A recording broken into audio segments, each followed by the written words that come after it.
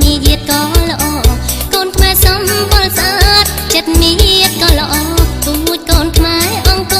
សែនថ្លៃថ្នូរសច្ចៈត្រង់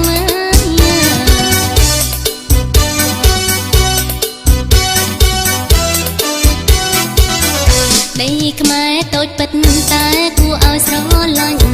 ដីខ្មែរតូចពិតតែគួរឲ្យស្រឡាញ់មានទីក្រុងភ្នំពេញ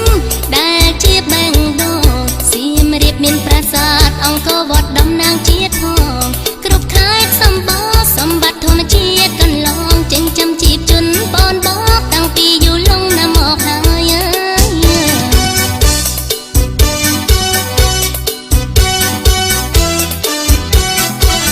ស្ករត្នោតក្រអូបឈ្ងុយមាននៅកំពង់ស្ពឺ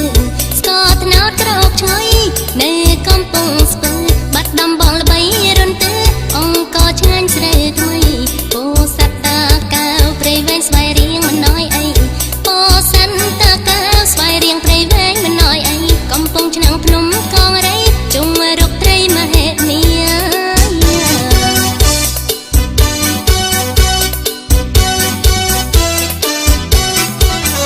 កំពង់សាមកំពតមាត់សមុទ្រជួបជុំ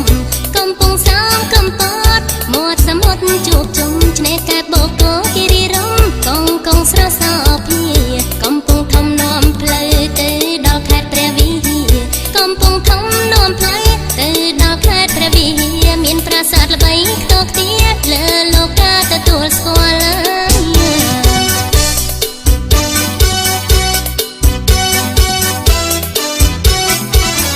មាប្រាក់ត្បូងពេជ្ររំលេចពណ៌ស្រស់ឆ្អៅឆ្អិន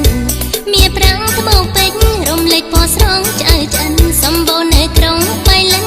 គ្រប់គ្នាចង់ទៅដល់ដើមឈើប្រណិតនៅគិរីមណ្ឌល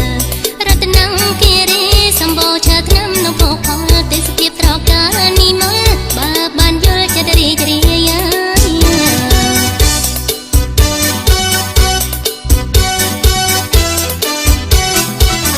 មេមត់កំពង់ចាមមិនចាញ់គេឡើយមេមត់កំពង់ចាមមិនចាញ់គេឡើយដីក្រហមល្វឹងល្វើយកៅស៊ូមានតម្លៃ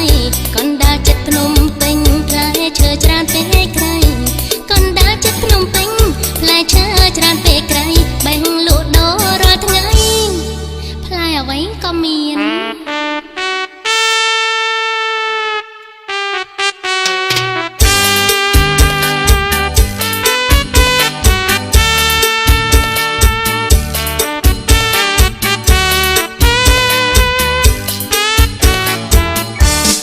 ចេះស្ទឹងត្រែងកន្លែងសម្បូរសត្វព្រៃ